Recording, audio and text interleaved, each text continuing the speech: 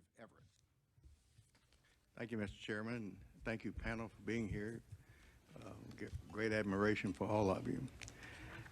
You know, this is, in reading over the material and studying this is something we've been trying to pin up for at least 10 years or more. And I don't think we got that rabbit pinned yet. How we do it's, of course, the big question. Let me start with the DCI and ask each of you to respond to that.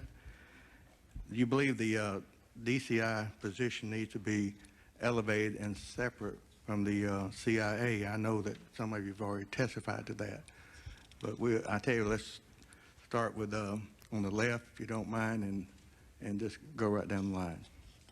General Odom. I think he should be separated. I don't see it as so much as an elevation as it is a separation. It may have the appearance of an elevation if he does that, but I think he becomes trapped. The DCI becomes trapped if he's also directing an agency, and therefore he doesn't look at the community as a whole as much as he could. And I don't think things will improve much in the direction that I'm talking about until you do make that separation. How much additional authority you give him, I think that's a variable boundary. You might want to do more or less. My own view is that as the authorities now stand, a DCI, if he moved out, and he has to take some organizational capability with him. You can't just stand out there in an office and be a czar over in the White House. I would have an expanded National Intelligence Council, a rump part of the CIA, as sort of a reinforcement for him to focus in on problems such as terrorism that other people are not focusing on or neglected. And then he'll find out when he gets it going, other people will take it over and begin to do it sort of in a routine way. And that would give him and then his community management staff, he would have a pretty good organizational base, and he controls the programs of all these people. I'm not sure you can give him budget execution unless you in Congress rewrite the whole regulations for spending money in the various departments, because the Defense Department has expenditure rules, the Treasury Department has different ones, other people have different ones, and it seems to me that's just an administrative hurdle you have to deal with, but it's not all that critical if the exercise of program management authority is vigorously exercised. But you would advocate keeping budget separate, budget authority.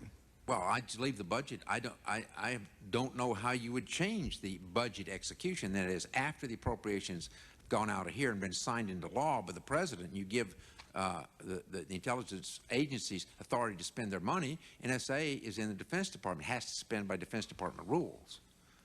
And I don't see how, I mean, maybe you could change that and put it under a central authority. I'm not really sure.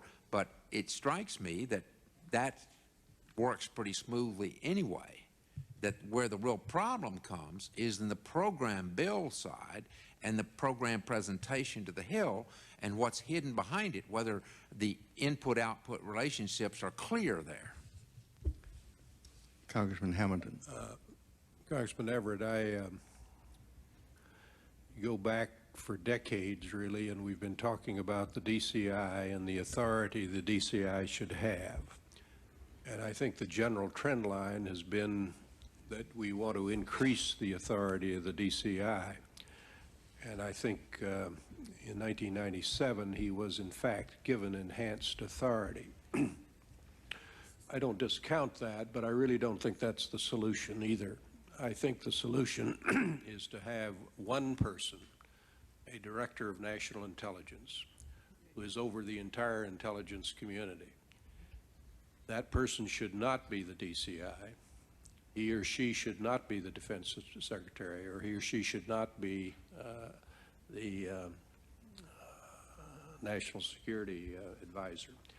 But I really think it's necessary now, given the importance of intelligence, and for accountability purposes, that you have a person who is identified as being the top person in the government on intelligence, to whom you can look and you know he has the authority in terms of management and budget and responsibility and accountability.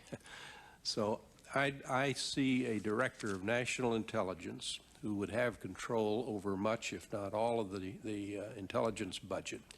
He would not be the DCI, he'd not be the National Security Advisor, would not be the Secretary of Defense. It's the only way you're going to get accountability into the system. It seems to me we do it that way for everything else in government. Why don't we do it in the intelligence community? Now, what I've said has huge problems in terms of the practicalities of getting it put into place.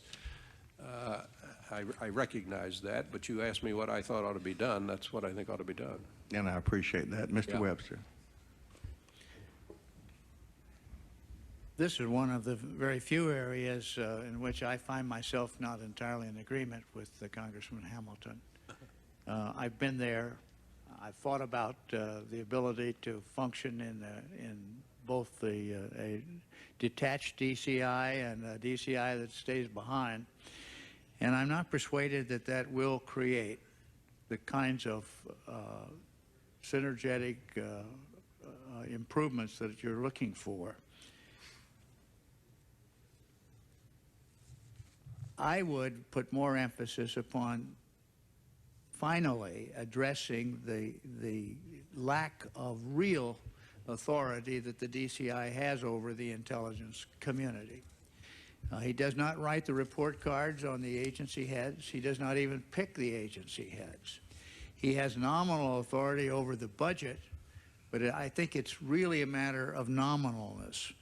In my years there, we tried very hard, and I got along pretty well with the agency heads, but we had to work at a consensus-building approach, even down to having our monthly luncheons at different agencies so that people wouldn't be concerned about CIA appropriating all the work, but had no real authority to make it happen.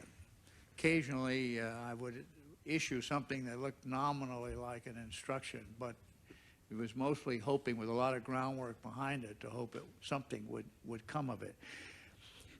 If you're talking about the chairman of a think tank at the top, rather than someone who can, in effect, give orders and have somebody do something about it, then I think it's another reason why I don't think that's the kind of leadership that's going to be required.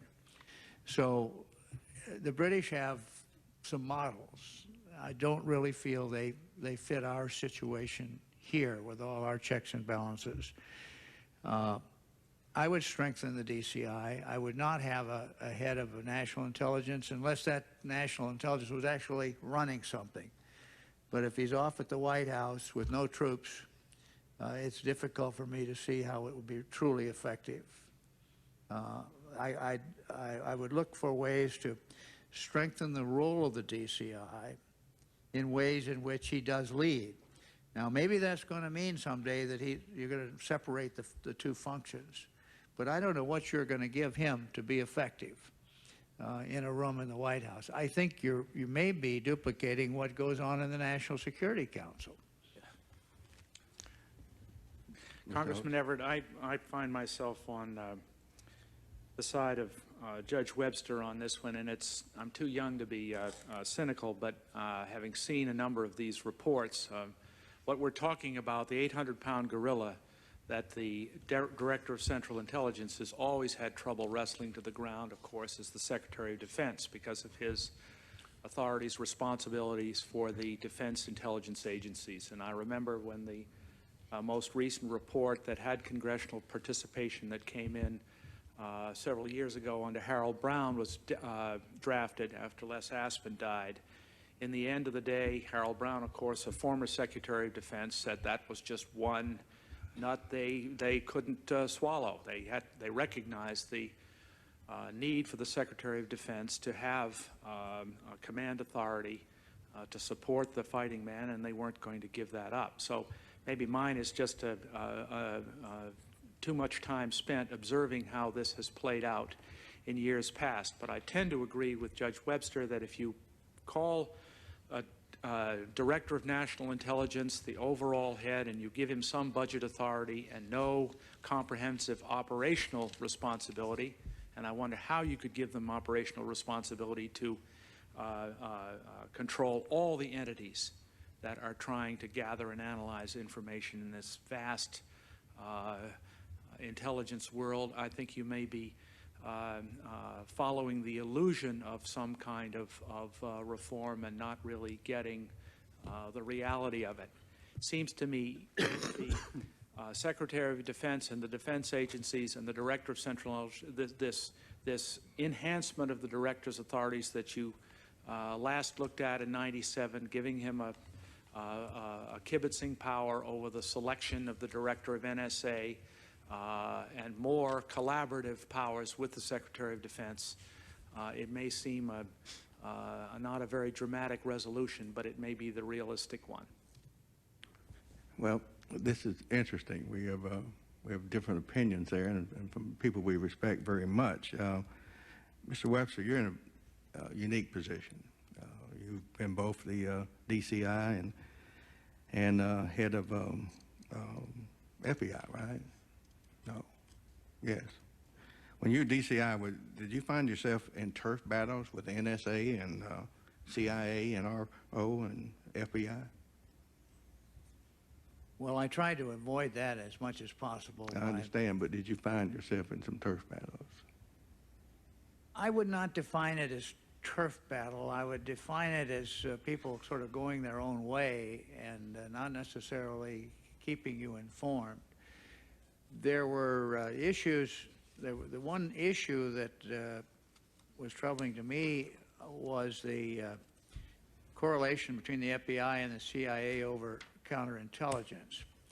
I established a counterintelligence center about 1988 after I went over to the DCI, and I filled it with seats from all of the principal agencies, including the FBI. But the FBI never assigned a permanent representative. I don't know what the concern was, that we were engaging in turf encroachment on their responsibilities. They had people who would come and attend meetings, but no secondees. Later, after problems with Aldrich Ames and other problems with respect to counterintelligence, the problem was solved by placing an FBI agent in charge of the counterintelligence center, and that seemed to resolve all the turf differences.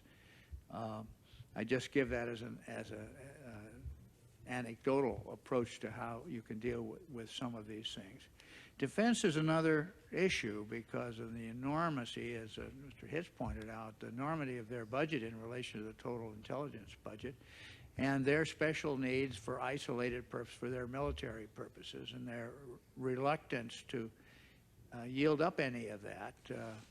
Much of NRO, the NSA, NEMA, a whole host of important intelligence agencies are under the Defense Department umbrella.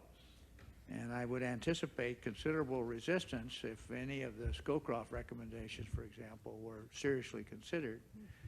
It needs to be talked out. I don't think it's life and death, but I do think that the suggestions that have been made don't address that particular problem. Of course, we haven't seen that report yet.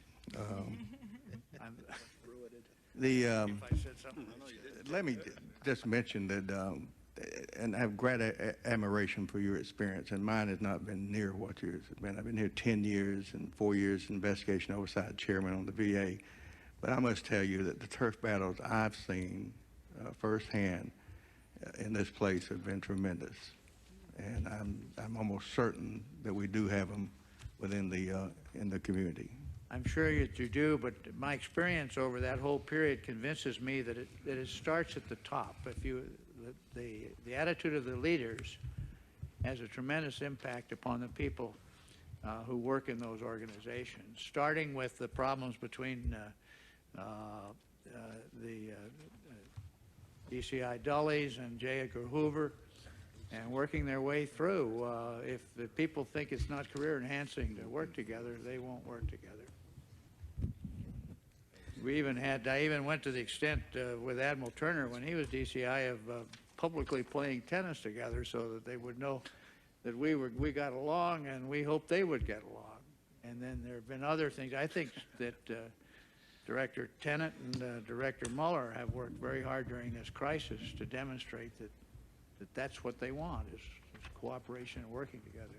I must agree with you that they have worked very hard in that direction. General Odom, you wore the suit, but you were also the director of NSA. Did you tell me about your relationship at NSA with the Secretary of Defense? And not a long thing. Was it a good relationship, or? And also, who did you feel that your boss was?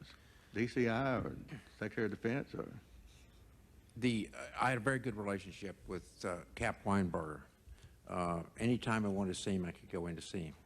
I always felt that I could do the same thing with Bill Casey and Bill Webster, who were the directors of Central Intelligence at the time. I just followed what were the legal definitions of the position. The DCI had two kinds of controls over me. He could really dictate a lot about my budget. As I tried to make clear in my testimony, I don't think any DCI has been served very well by staff because of the way it's organized.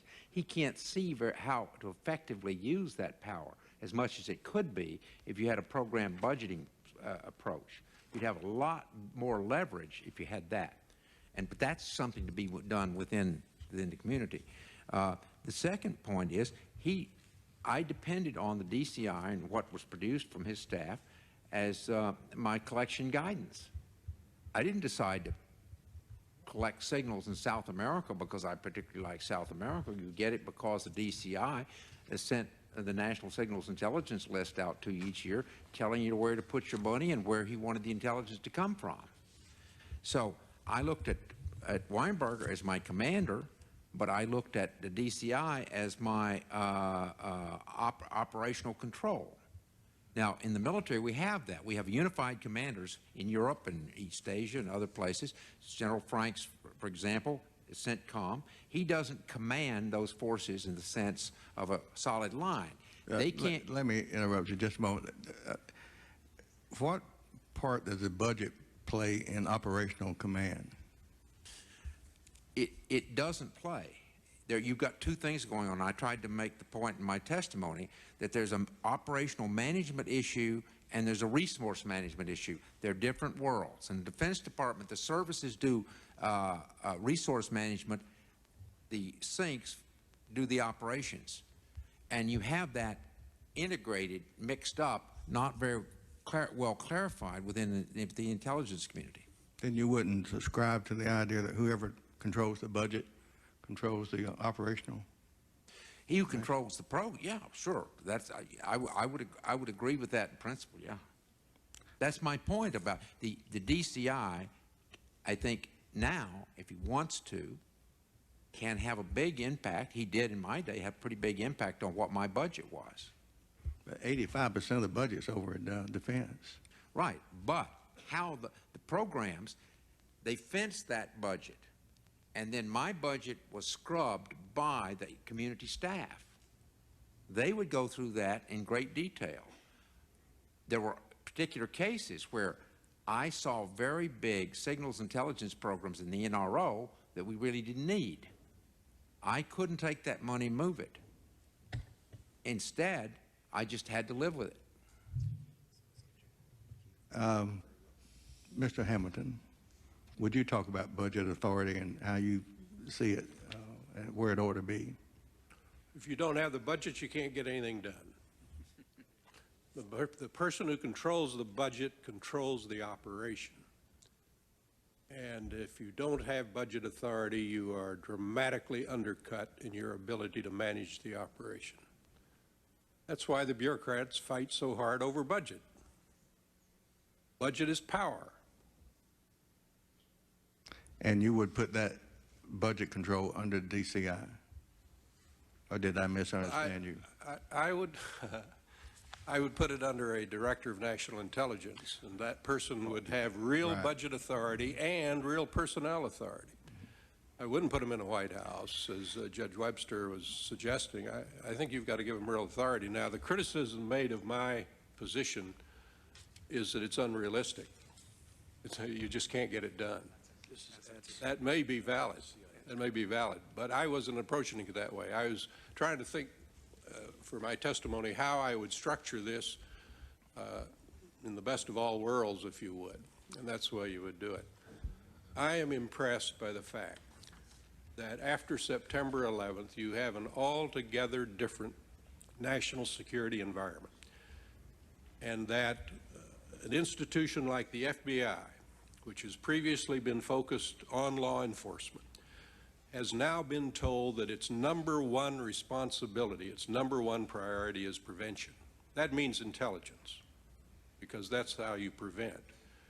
We're in a new world, and we have to begin to think of ways to structure this. I have heard the argument about strengthening the DCI for 35 years. Let's strengthen the DCI. Let's give him a little more authority. And I'm not against that. I think it's been helpful. It's a move in the right direction, but I don't think it gets us into the new era we're in. Then you would let the DCI control the CIA. The DCI would, yes, he would control the CIA. I don't think it's a good idea to, I think General Odom used the phrase double hat in your testimony earlier, head of Central Intelligence, head of all the intelligence. I don't think that works very well. Thank you, gentlemen. I did not know it's not apologize. The red light is on. We spent an awful lot of time on this. As you said, it's been going for a number of years, but unless we find out how to head this thing up, I don't know how we'll accomplish anything down the road. Thank you very much. Thank you, Mr. Chairman.